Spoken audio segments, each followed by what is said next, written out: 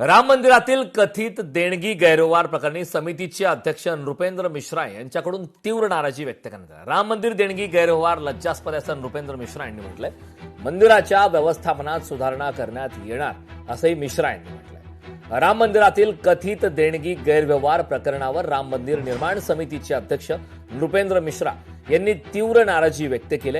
या घटनेमुळे आपण अपमानित आणि निराश झालो असून हा प्रकार अत्यंत लज्जास्पद असल्याचं त्यांनी म्हटलंय। भविष्यात अशा घटना टाळण्यासाठी मंदिराच्या व्यवस्थापनात आवश्यक सुधारणा करण्यात येणार असल्याचंही त्यांनी स्पष्ट केलं। राम मंदिर निर्माण समितीची बैठक पार पडल्यानंतर शनिवारी पत्रकारांशी संवाद साधताना मिश्रा यांनी म्हटलंय, राम मंदिर न्यासासाठी मुख्य कार्यकारी अधिकारी नियुक्त करण्याचा निर्णय प्रक्रियेत आहे।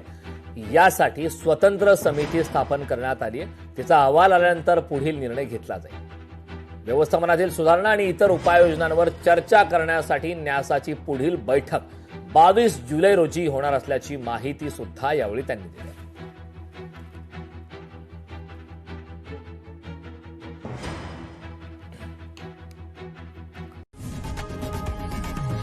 लोकशाही मराठी ऐका, पहा, जागरूक रहा।